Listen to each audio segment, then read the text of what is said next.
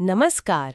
आज हम एक ऐसे एयर डिफेंस सिस्टम पर बात करने वाले हैं जिसकी चर्चा अक्सर होती रहती है, रूस का S-400 ट्रायम्फ। जी हाँ, S-400 ट्रायम्फ। हमारे पास इससे जुड़ी कुछ जानकारी है, तो चलिए समझने की कोशिश करते हैं कि ये सिस्टम आखिर इतना खास क्यों है, इसकी क्या अहमियत है। बिल्कुल, इसे दुनिया के सबसे आप कह सकते हैं सबसे एडवांस्ड एयर डिफेंस सिस्टम्स में से एक माना जाता है। अच्छा, और हाँ, नेटो का भी इसका एक नाम है, SA-21 Growler. SA-21 Growler, okay.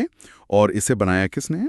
ये रूस की अल्माज एंटे कंपनी ने डेवलप किया है और ये रूसी इंजीनियरिंग का एक कह सकते हैं बहुत महत्वपूर्ण नमूना है।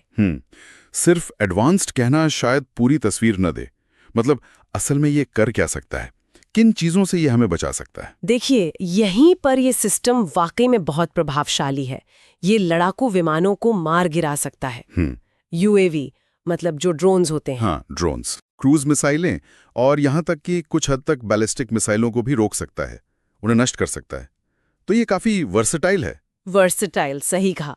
और इसकी पहुंच कितनी है, मतलब रेंज और हाइट? रेंज इसकी काफी जबरदस्त है। लगभग 400 किलोमीटर दूर तक के टारगेट को ये निशाना बना सकता है। 400 किलोमीटर? जी, और ऊंचाई की बात करें तो करीब 30 किलोमीटर तक। अच्छा, और आपने कहा था ये मल्टी लेयर्ड सुरक्षा देता है? हाँ, मल्टी लेयर्ड यानी बहुस्तरीय। इसका मतलब है कि इसमें सिर्फ एक ही तरह की मिसाइल नहीं होती। ओके। अलग अलग दूरी और ऊंचाई के खतरों के लिए इसमें अलग अलग तरह की मिसाइलें होती हैं।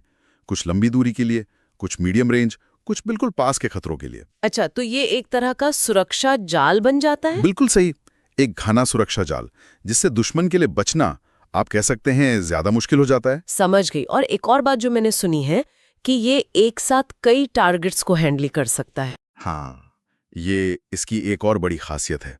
रिपोर्ट्स के मुताबिक ये एक ही समय में लगभग 80 टारगेट्स तक को ट्रैक कर सकता है। 80 टारगेट्स? जी, और उनमें से कई पर एक साथ हमला भी कर सकता है। वाकई? हाँ, और इसका जो रडार सिस्टम है वो भी बहुत पावरफुल है।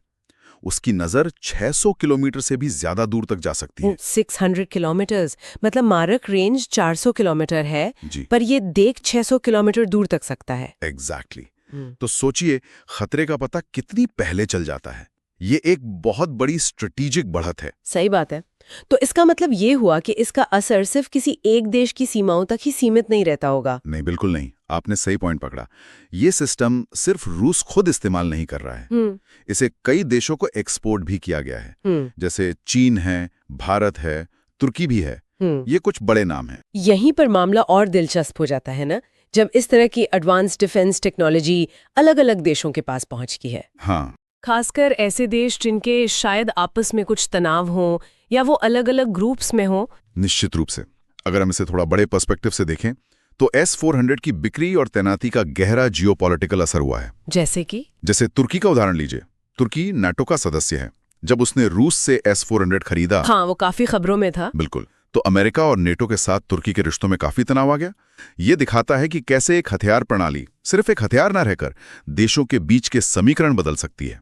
ये कूटनीति और शक्ति संतुलन का एक अहम हिस्सा बन गई है। मतलब ये सिर्फ किसी देश की रक्षा क्षमता नहीं बढ़ाता, बल्कि उसकी पूरी रीजनल और ग्लोबल पोजीशनिंग पर असर डालता है। बिल्कुल, इसकी मौजूदगी ही अपने आप में एक सिग्नल है, एक मैसेज है। आधुनिक हवाई युद्ध और डिफेंस स्ट्रैटेजी में इसकी भूमिका को बहुत महत्वपूर्ण माना जाता है। इसकी क्षमताएं, इसकी रेंज और अब इसका इतने देशों तक पहुंचना, ये सब मिलकर इसे एक ऐसा स्ट्रेटेजिक फैक्टर बनाते हैं जिसे कोई नजरअंदाज नहीं कर सकता। तो अगर हम इसे समेटें तो S-400 एक बेहद ताकतवर, लंबी दूरी की मल्टी टारगेट क्षमता वाली रूसी मिसाइल डिफेंस प्रणाली है। हाँ, और जिसका असर अब सिर्फ रूस तक सीमित नहीं बल्कि ग्लोबल लेवल पर महसूस हो रहा है। बिल्कुल। और ये हमें एक जरूरी सवाल पर सोचने को भी मजबूर करता है। वो क्या? कि जैसे जैसे इस तरह की मतलब इतनी एडवांस्ड डिफेंस टेक्नोलॉजी दुनिया के अलग अलग कोनों में अलग अलग देशों के पास पहुंचती है, तो इसका क्षेत्रीय स्थिरता पर, जो मिलिट्री अलायंसेस हैं उन पर